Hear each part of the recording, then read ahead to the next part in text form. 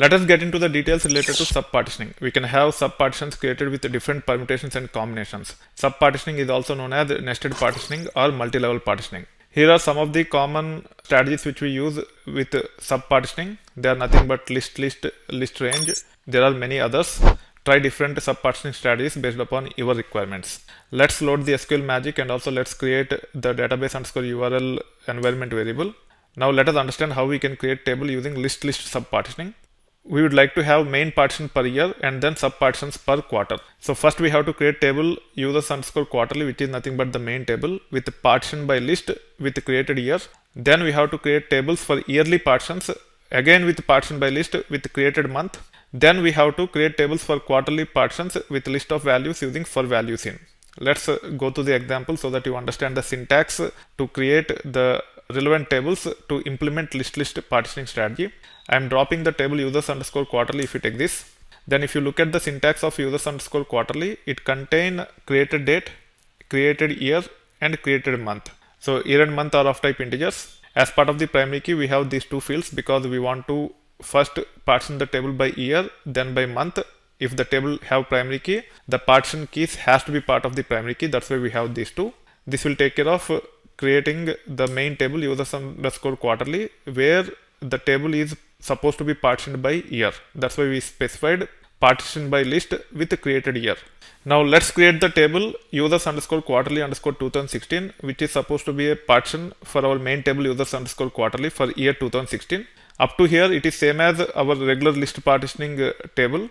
However, as this is supposed to be partitioned further quarterly, we have to specify partition by list and we have to specify the column on which we want to partition the data further. So this is the main difference between regular partition table and subpartition table.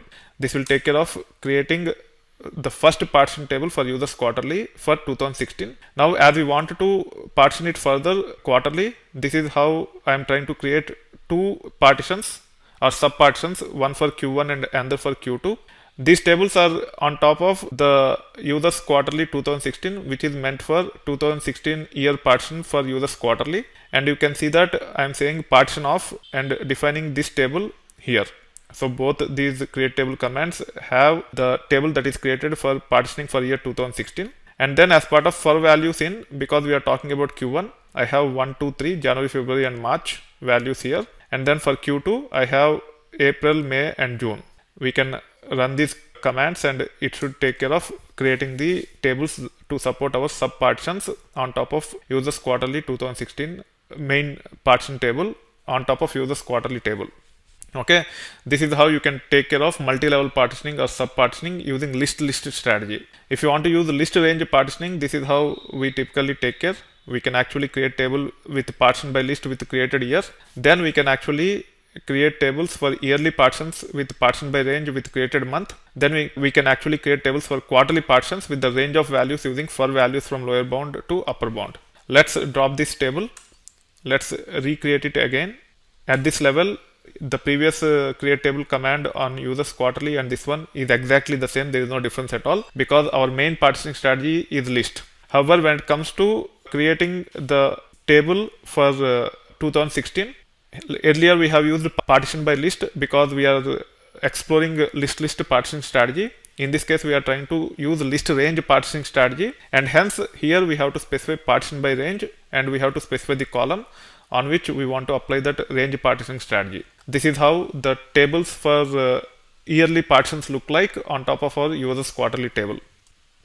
Now once this table is created, if you want to create subpartitions for this table using range partitioning strategy, this is how it will look like. You just have to say create table name, one for Q1 and another for Q2 as partition of users quarterly 2016. Both of these are related to 2016 and hence we said partition of users quarterly 2016 here. Then when it comes to for values clause, we have to specify from because we want to apply range partitioning strategy.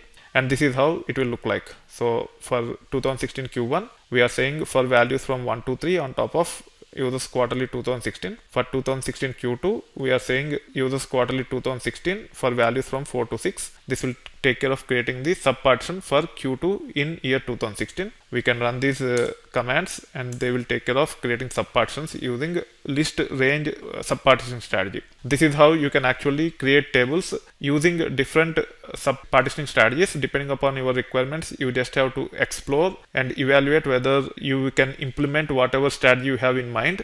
If at all it is implementable, then you have to figure out the syntax to create the main partitions as well as subpartitions. When it comes to inserting the data, we'll use the main table itself. As we'll be using the main table, we will just support with all the values that are supposed to be inserted into the main table, and it will take care of inserting the data into the appropriate partitions. We typically don't use first level partitions or second level partitions directly to insert the data into. We always use the main table as a best practice.